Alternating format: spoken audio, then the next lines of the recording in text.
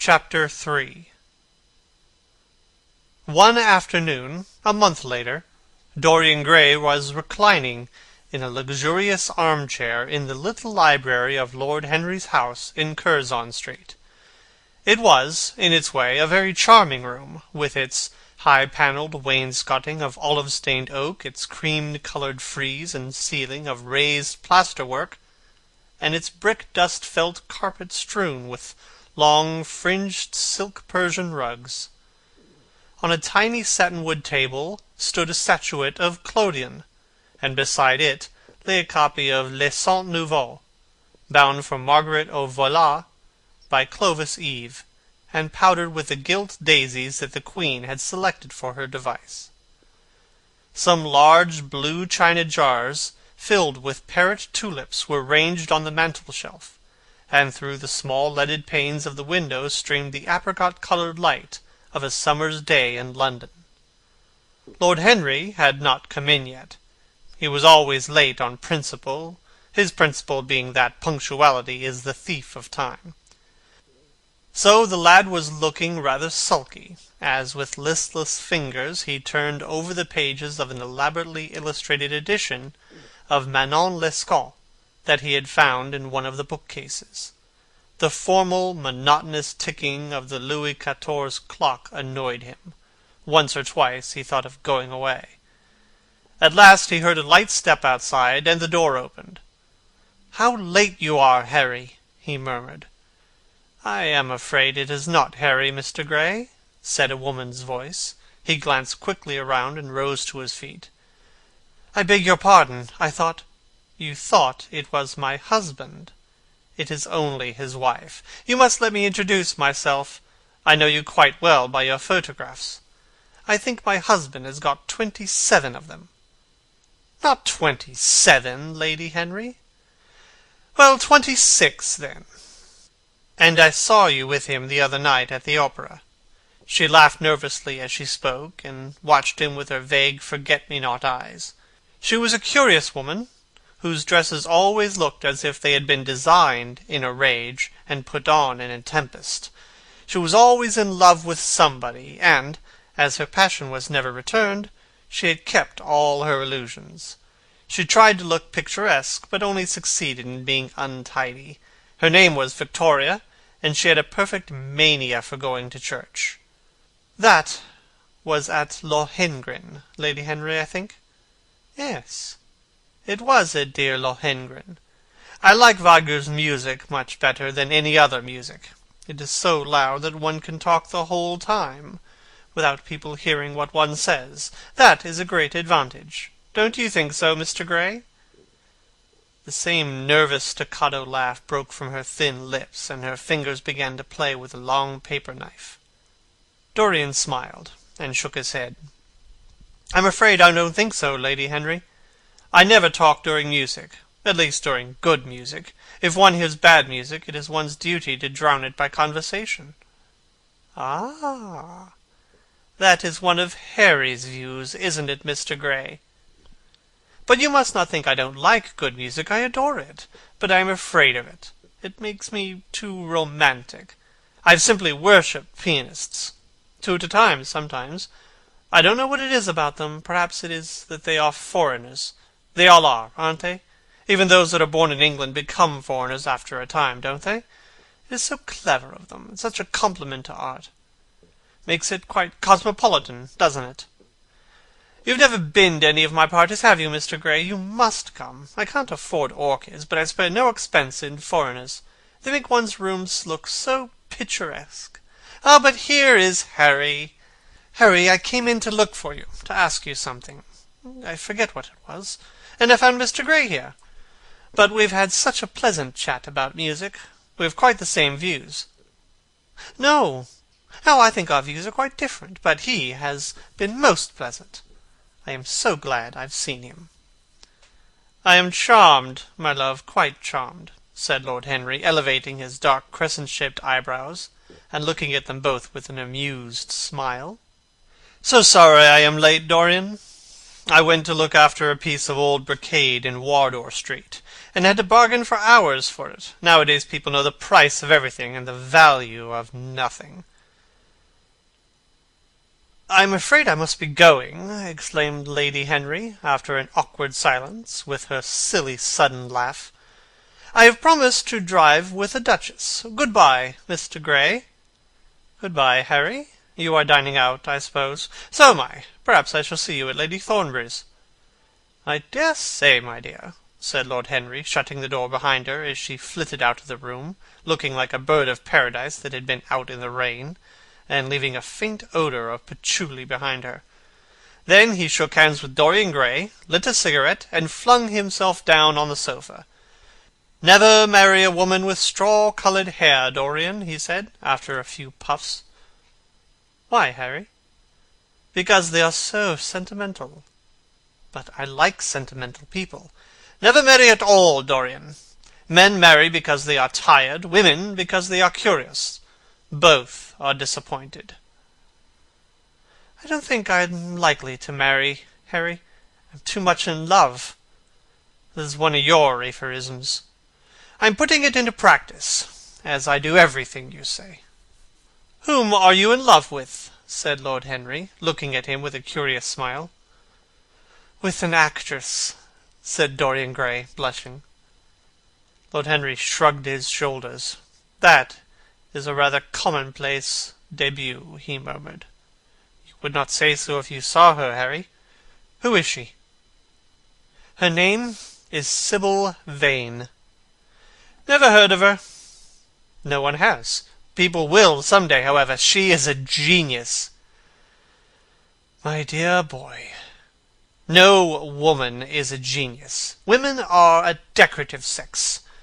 They never have anything to say, but they say it charmingly. They represent the triumph of matter over mind, just as men represent the triumph of mind over morals. There are only two kinds of women, the plain and the coloured. The plain women are very useful. If you want to gain a reputation for respectability, you have merely to take them down to supper. The other women are very charming. They commit one mistake, however. They paint in order to try to look young. Our grandmothers painted in order to try to talk brilliantly. Rouge and esprit used to go together. That has all gone out now. As long as a woman can look 10 years younger than her own daughter, she is perfectly satisfied.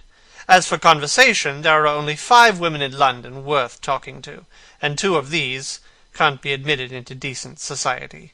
However, tell me about your genius. How long have you known her?" "About 3 weeks. Not so much. About 2 weeks and 2 days." "How did you come across her?" "I will tell you, Harry, but you mustn't be unsympathetic about it. After all, it never would have happened if I had not met you. You filled me with a wild desire to know everything about life. For days after I met you, something seemed to throb in my veins. As I lounged in the park or strolled down Piccadilly, I used to look at every one who passed me, and wonder with a mad curiosity what sort of lives they led.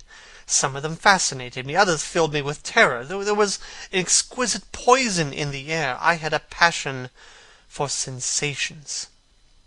One evening, about 7 o'clock, I determined to go out in search of some adventure. I felt that this grey, monstrous London of ours, with its myriads of people, its splendid sinners, and its sordid sins, as you once said, must have something in store for me. I fancied 1,000 things.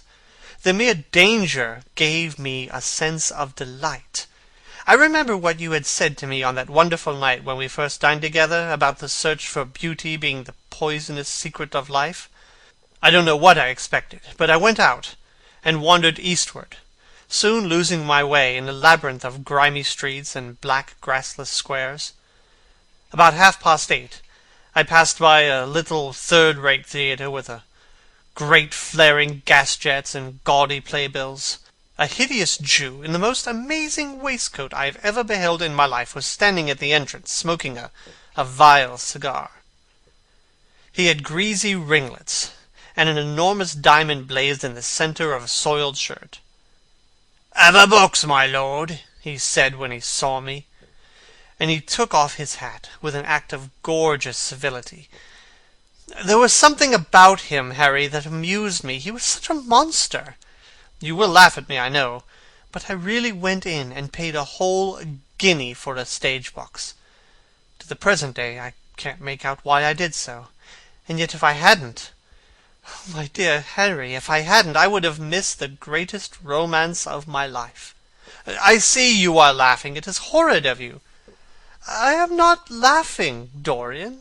At least I'm not laughing at you. But you should not say the greatest romance of your life. You should say the first romance of your life. You will always be loved, and you will always be in love with love. There are exquisite things in store for you. This is merely the beginning. Do you think my nature so shallow? Cried Dorian Gray angrily. No. I think your nature so deep. How do you mean? My dear boy, people only love once in their lives are really shallow people. What they call their loyalty and their fidelity, I call either the lethargy of custom or the lack of imagination. Faithlessness is to the emotional life what consistency is to the intellectual life. Simply a confession of failure. But I don't want to interrupt you. Go on with your story. Well, I found myself seated in a horrid little private box with a vulgar drop scene staring me in the face. I looked out behind the curtain and surveyed the house. It was a tawdry affair, all cupids and cornucopias like a third-rate wedding cake. The gallery and pit were fairly full, but the 2 rows of dingy stalls were quite empty, and there was hardly a person in what I suppose they called the dress circle. Women went about with oranges and ginger beer, and there was a terrible consumption of nuts going on. It must have been just like the palmy days of British drama. Just like, I should fancy, and very horrid. I began to wonder what on earth I should do when I caught sight of the playbill. What do you think the play was, Harry? I should think, The Idiot Boy, or Dumb but Innocent. Our fathers used to like that sort of piece, I believe. The longer I live, Dorian, the more keenly I feel that whatever was good for our fathers is not good enough for us. In art, as in politics, les grands prêts ont toujours tort. This play was good enough for us, Harry. It was Romeo and Juliet. I must admit I was rather annoyed at the idea of seeing Shakespeare done in such a wretched hole of a place. Still, I felt interested in a sort of way. At any rate, I determined to wait for the first act. There was a dreadful orchestra, presided over by a young Jew who sat at a cracked piano that nearly drove me away. But at last the drop scene was drawn up and the play began. Romeo was a stout elderly gentleman with corked eyebrows, a husky tragedy voice, and a figure like a beer barrel. Mercutio was almost as bad. He was played by the low comedian who had introduced gags of his own and went on most familiar terms with the pit. They were as grotesque as the scenery, and that looked as if it had come out of a pantomime of 50 years ago. But Juliet? Harry, imagine a girl hardly 17 years of age, with a little flower-like face, a small Greek head with plaited coils of dark brown hair, eyes that were violet wells of passion, lips that were like the petals of a rose. She was the loveliest thing I'd ever seen in my life.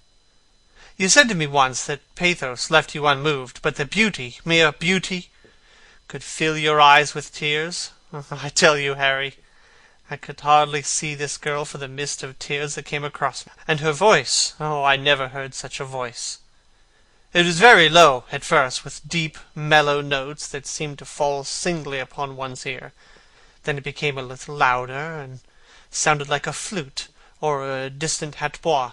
In the garden scene it had all the tremulous ecstasy that one hears just before dawn when nightingales are singing. There were moments later on when it had the wild passion of violins. You know how a voice can stir one. Your voice and the voice of Sybil Vane are two things that I shall never forget. When I close my eyes, I hear them, and each one of them is saying something different. I don't know which to follow. Why should I not love her? Harry, I do love her. She is everything to me in life. Night after night I go to see her play. One evening she is Rosalind, the next she is Imogen. I have seen her die in the gloom of an Italian tomb, sucking the poison from her lover's lips. I have watched her wandering through the forest of Arden, disguised as a pretty boy in hose and doublet and dainty cap. She has been mad, and has come into the presence of a guilty king, and has given him rue to wear with bitter herbs to taste of. She has been innocent, and the black hands of jealousy has crushed her reed-like throat. I have seen her in every age and in every costume. Ordinary women never appeal to one's imagination. They are limited to this century. No glamour ever transfigures them. One knows their minds as easily as one knows their bonnets. One can always find them. There is no mystery in one of them. They ride in the park in the morning, and chatter at tea-parties in the afternoon. They have the stereotyped smile and their fashionable manner. They are quite obvious. But an actress? How different an actress is. Why didn't you tell me that the only thing worth loving is an actress? Because I've loved so many of them, Dorian. Oh, yes, horrid people with dyed hair and painted faces. Don't run down dyed hair and painted faces. There's an extraordinary charm in them sometimes. I wish now I had not told you about Sybil Vane. You could not have helped telling me, Dorian. All through your life you will tell me everything you do. Yes, Harry, I believe that is true. I cannot help telling you things. You have a curious influence over me. If I ever did a crime, I would come and confide it to you. You would understand me. People like you, the wilful sunbeams of life, don't commit crimes, Dorian. But I am much obliged for the compliment all the same. And now, tell me, reach me the matches like a good boy. Thanks. Tell me, where are your relations with Sybil Vane? Dorian Gray leaped to his feet, with flushed cheeks and burning eyes. Harry, Sybil Vane is sacred. It is only the sacred things that are worth touching, Dorian, said Lord Henry, with a strange touch of pathos in his voice. But why should you be annoyed? I suppose she will be yours some day. When one is in love, one always begins by deceiving oneself, and one always ends by deceiving others. That is what the world calls romance. But you know her, at any rate, I suppose? Of course I know her. On the first night I was at the theatre, the horrid old Jew came round to the box after the performance was over, and offered to bring me behind the scenes and introduce me to her.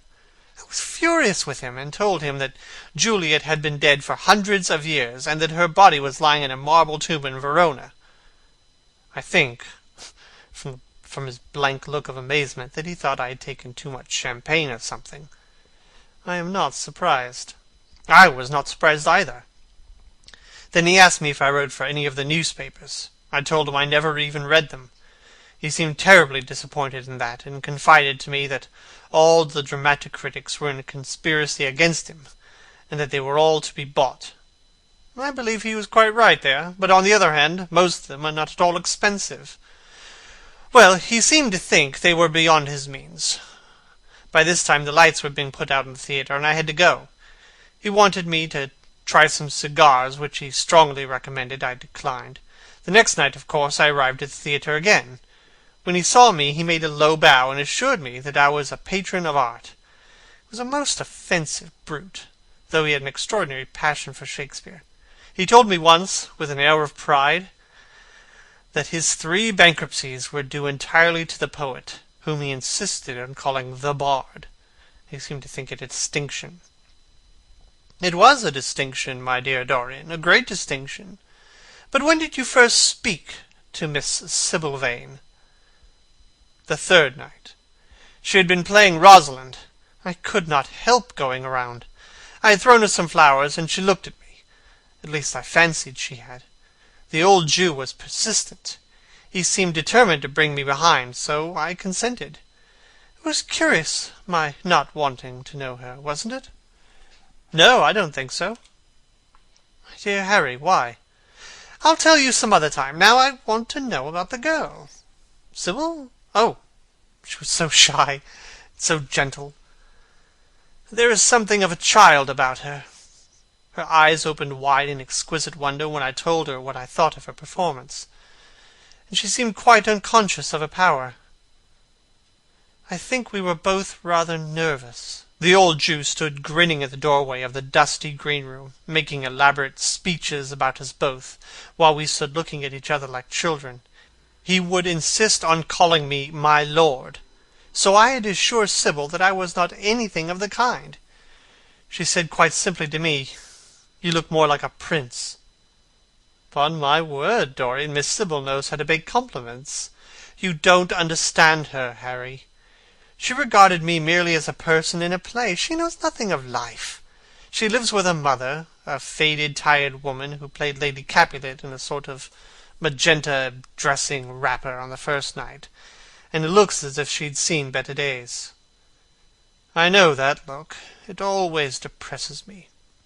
The Jew wanted to tell me her history, but I said it did not interest me. You're quite right. There was always something infinitely mean about other people's tragedies. Sibyl is the only thing I care about. What is it to me where she came from? From her little head to her little feet, she is absolutely and entirely divine. I go to see her act every night of my life, and every night she is more marvellous. That is the reason, I suppose, that you will never dine with me now? I thought you must have some curious romance on hand. You have, but it is not quite what I expected. My dear Harry, we either lunch or sup together every day, and I have been to the opera with you several times. You always come dreadfully late. Well, I can't help going to see Sibyl play, even if it is only for an act. I get hungry for her presence, and when I think of the wonderful soul that is hidden away in that little ivory body, I am filled with awe. You can dine with me tonight, Dorian, can't you? He shook his head. Tonight she is Imogen, he answered. Tomorrow night she will be Juliet. When is she Sibyl Vane? Never. I congratulate you. How horrid you are! She is all the great heroines of the world in one. She is more than an individual. You laugh. But I tell you she has genius. I love her, and I must make her love me. You, who know all the secrets of life, tell me how to charm Sibyl Vane to love me. I want to make Romeo jealous. I want the dead lovers of the world to hear our laughter and grow sad. I want a breath of our passion to stir their dust into consciousness, to wake their ashes into pain. My God, Harry, how I worship her!" He was walking up and down the room as he spoke. Hectic spots of red burned on his cheeks. He was terribly excited. Lord Henry watched him with a subtle sense of pleasure. How different he was now from the shy, frightened boy he had met in Basil Hallward's studio. His nature had developed like a flower, had borne blossoms of scarlet flame. Out of its secret hiding-place had crept his soul, and desire had come to meet it on the way. "And what do you propose to do?" said Lord Henry at last. "I want you and Basil to come with me some night and see her act. I've not the slightest fear of the result. You won't be able to refuse to recognize her genius. Then we must get her out of the Jew's hands. She's bound to him for 3 years. At least 2 years and 8 months for the present time. I will have to pay him something, of course. When all that is settled, I will take a West End theatre and bring her out properly. She will make the world as mad as she has made me." "Impossible, dear boy." "Yes, she will. She has not merely consummate art instinct in her, but she has personality too. And you have often told me that it is personalities, not principles, that move the age. Well, what night shall we go? Let me see. Today is Tuesday. Let us fix tomorrow. She plays Juliet tomorrow. All right, the Bristol at 8 o'clock, and I will get Basil. Not 8. Harry, please, 6:30. We must be there before the curtain rises. You must see her in the first act, where she meets Romeo. 6:30? What an hour! It'll be like having a meat tea. However, just as you wish. Shall you see Basil between this and then, or shall I write to him? Dear Basil, I've not laid eyes on him for a week. It is rather horrid of me, as he has sent me my portrait in the most wonderful frame designed by himself, and though I am a little jealous of it for being a whole month younger than I am, I must admit that I delight in it. Perhaps you had better write him. I don't want to see him alone.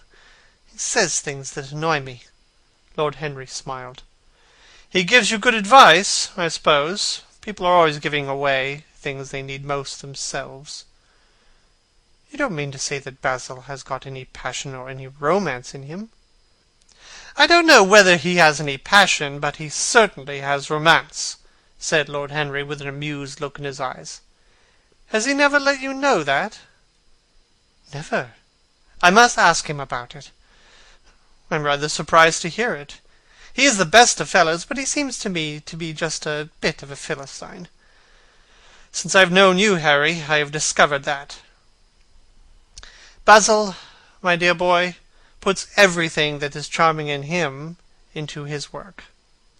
The consequence is that he has nothing left for life but his prejudices, his principles, and his common sense.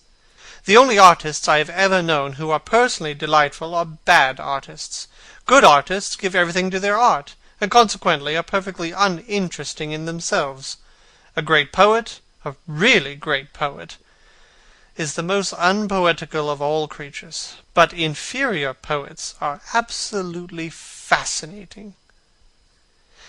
The worse their rhymes are, the more picturesque they look. The mere fact of having published a book of second-rate sonnets makes a man quite irresistible. He lives the poetry that he cannot write. The others write the poetry that they dare not realize. I wonder, is that really so, Harry? Said Dorian Gray, putting some perfume on his handkerchief out of a small gold-topped bottle that stood on the table. It must be, if you say so. And now I must be off. Imogen is waiting for me. And don't forget about tomorrow. Good-bye. As he left the room, Lord Henry's heavy eyelids drooped, and he began to think. Certainly few people had ever interested him so much as Dorian Gray, and yet the lad's mad adoration of someone else caused him not the slightest pang of annoyance or jealousy. He was pleased by it.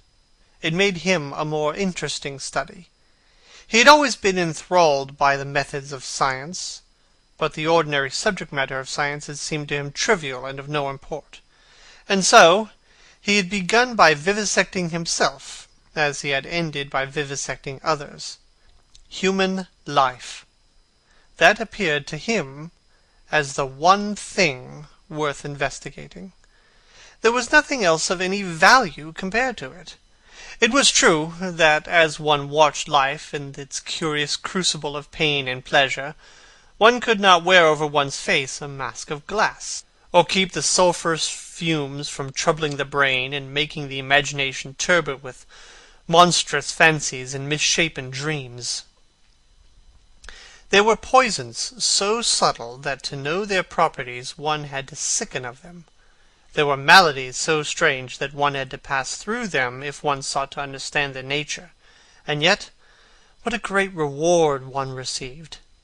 How wonderful the whole world became to one! To note the curious hard logic of passion, and the emotional colored life of the intellect, to observe where they met, and where they separated, at what point they became one, and at what point they were at discord, there was a delight in that.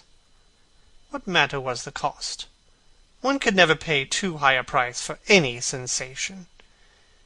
He was conscious, and the thought brought a gleam of pleasure into his brown agate eyes, that it was through certain words of his, musical words said with musical utterance, that Dorian Gray's soul had turned to this white girl and bowed in worship before her. To a large extent, The lad was his own creation. He had made him premature. That was something. Ordinary people waited till life disclosed to them its secret. But to the few, to the elect, the mysteries of life were revealed before the veil was drawn away. Sometimes this was the effect of art, and chiefly of the art of literature, which dealt immediately with the passions and the intellect.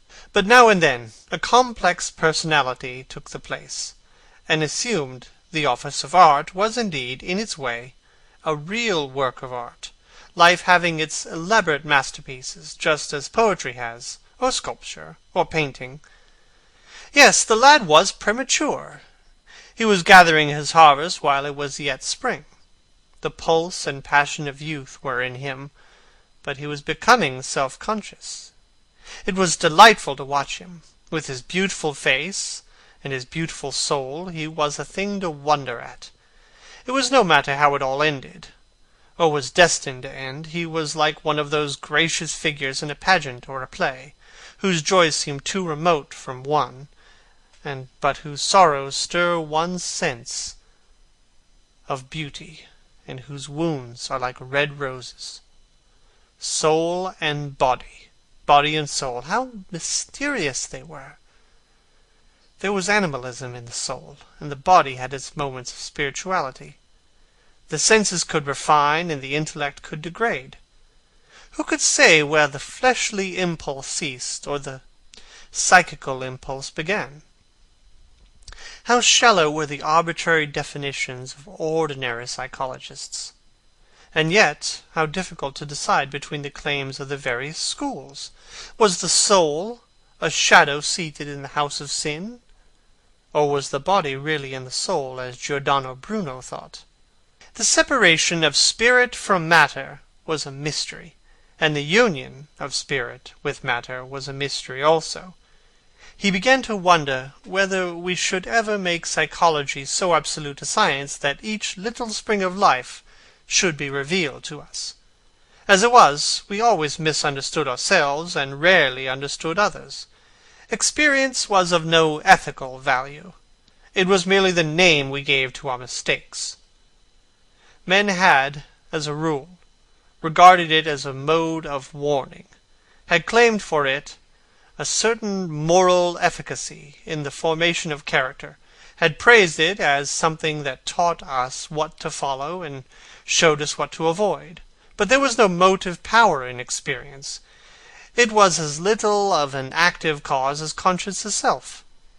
All that it really demonstrated was that our future would be the same as our past, and that the sin we had done once, and with loathing, we would do many times with joy. It was clear to him that the experimental method was only a method by which one could arrive at any scientific analysis of the passions, and certainly Dorian Gray was a subject made to his hand, and seemed to promise rich and fruitful results.